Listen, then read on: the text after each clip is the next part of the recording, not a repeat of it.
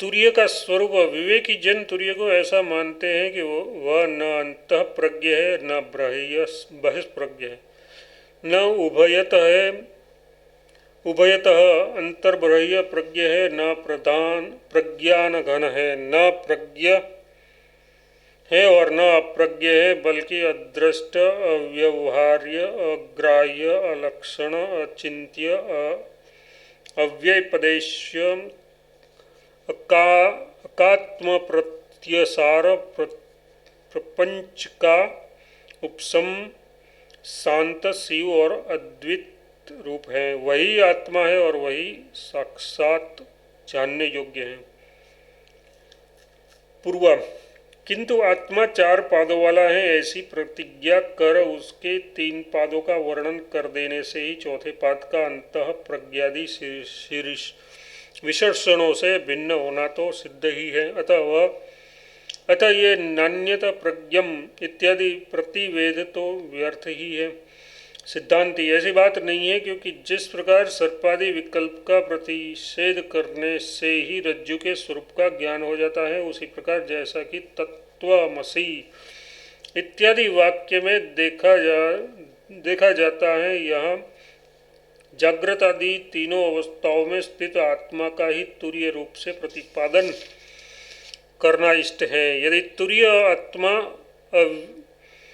अवस्थात्रय विशेषतः आत्मा से सर्वथा भिन्न होता तो उसकी उपलब्धि का कोई उपाय न रहने के कारण शास्त्रोक्त उपदेश की व्यर्थता अथवा शून्यवाद की प्राप्ति हो जाती, जबकि सर्पादि मतलब सर्प, दारा, पुच्छिद्री रूप से विकल्पित रज्जु के समान जागृत आदि तीनों स्थानों में एक ही आत्मा अतः प्रज्ञादि रूप से विकल्पित हो रहा है, तब तो अंतः प्रज्ञत्व के प्रतिवेद विज्ञान रूप प्रमाण की उत्पत्ति के समकाल ही आत्मा में अनर्थ प्रपंच की निवृत्ति रूप फल सिद्ध हो जाता है। अतः तुर्य का साक्षात्कार करने के लिए इसके सिवा किसी अन्य प्रमाण अथवा साधन की खोज करने की आवश्यकता नहीं है। जैसे कि रज्जु और सर्प का विवेक होने के समान काल में ही रज्जु में सर्प निवृत्ति रूप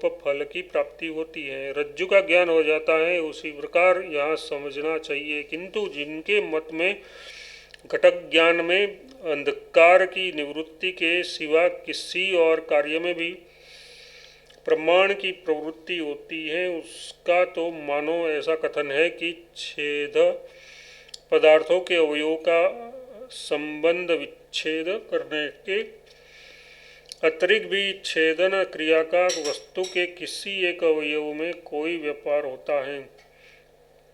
छेद अवयव का संबंध छेद करने में प्रवृत्त छेदन क्रिया जिस प्रकार उसके अवयवों के विभिन्न हो जाने में समाप्त होने वाली है, उसी प्रकार जबकि घट और अंधकार का पार्थक्य करने में प्रवृत्त प्रमाण अनिष्ट अंधकार की निवृत्ति रूप फल में ही समाप्त हो जाने वाला है, वह तब घटक ज्ञान तो अवश्यंभावी है, वह प्रमाण का फल नहीं है। उसी के समान आत्मा में आरोपित अंतः प्रज्ञत्व के विवेक करने में प्रवृत्त प्रतिवेद विज्ञान रूप प्रमाण का अनुपादित जिसका स्वीकार करना इष्ट नहीं है, उस अंतः प्रज्ञत्वादि की निवृत्ति के सिवा तुर्य आत्मा में कोई अन्य व्यापार होना संभव नहीं है, क्योंकि अंतः प्रज्ञत्वादि की निवृत्ति के समकाल में ही प्रमाणत्व की भेद की निवृत्ति हो जाती है। ऐसा ही ज्ञान हो जाने पर द्वैत नहीं रहता इत्यादि वाक्य द्वारा आगे कहेंगे भी, क्योंकि वृत्ति ज्ञान भी स्थित द्वैत निवृत्ति के क्षण के सिवा दूसरे क्षण में नहीं रहती, और यदि स्थिति मानी जाए तो अनवस्था का प्रसंग उपस्थित हो जाने से द्वैत की निवृत्ति ही नहीं होती। अतः यह सिद्ध हुआ है कि प्रतिवेद विज्ञान रूप प्रमाण के प्रवृत्त होने के समकाल में ही आत्मा में आरोपित अंतः प्रज्ञात्वादि अनर्थ की निवृत्ति हो जाती है। अंतः प्रज्ञ नहीं है ऐसा कहकर तेजस का प्रतिषेध किया है, बहिष्प्रज्ञ नहीं है, उसी से विश्व का निषेध किया है। उभयतः प्रज्ञ नहीं है, इस वाक्य से जागृत और स्वप्न के बीच की अवस्था का प्रतिषेध किया है। प्रज्ञान घन नहीं है, इससे सुषुप्ति का प्रतिषेध किया है, क्योंकि वह बीज भावमयी अविवेक स्वरूपा है। प्रज्ञ नहीं है, इससे एक साथ सब विषयों के ज्ञानत्व का प्रतिषेध किया है।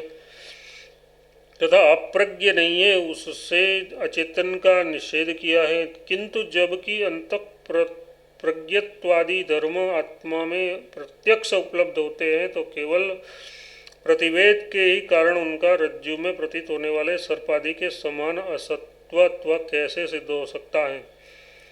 इस पर कहते हैं, रज्जु आदि में प्रतीत होने वाले सर्प, धारा आदि विकल्प भेदों के समान उसके चित्त स्वरूप में कोई भेद न होने पर भी परस्पर एक दूसरे का व्यभिचार होने के कारण वे असद्रूप हैं। किंतु चित्त स्वरूप का कहीं भी व्यभिचार नहीं है, इसीलिए यह सत्य है। यदि कहो कि सुषुप्ति में उसका व्यभिचार होता है, तो ऐसा कहना भी ठीक नहीं है, क्योंकि सुषुप्ति का भी अनुभव हुआ करता है, जैसा कि विज्ञता की विज्ञाति का लोप नहीं होता, इस श्रुति से सिद्ध होता है। इसलिए वह अदृश्य है, और क्योंकि अदृश्य है इसलिए अव्यवहारिक है तथा कामेंद्रियों से अग्राह्य और अलक्षण यानी लिंग रहित है। तात्पर्य यह है कि उसका अनुमान नहीं किया जा सकता, इससे वह अचिंत्य है, अतएव शब्दों द्वारा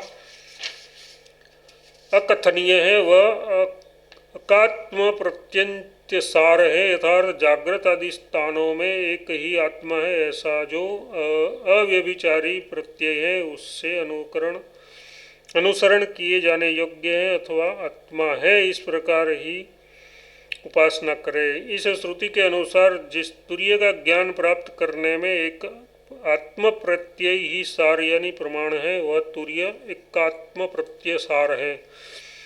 अंतःप्रज्ञवादी स्थानीयों जागृत आदि अवस्थाओं के अभिमानियों के धर्मों का प्रतिषेध किया गया।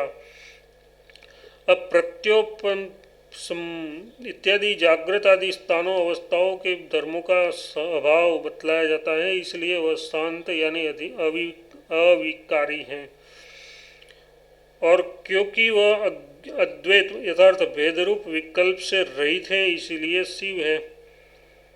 उसे चतुर्थ यानी तुर्य मानते हैं, क्योंकि ये प्रतीत होने वाले पूर्वोक्त तीन पादों से विलक्षण है, वही आत्मा है और वही ज्ञातव्य है।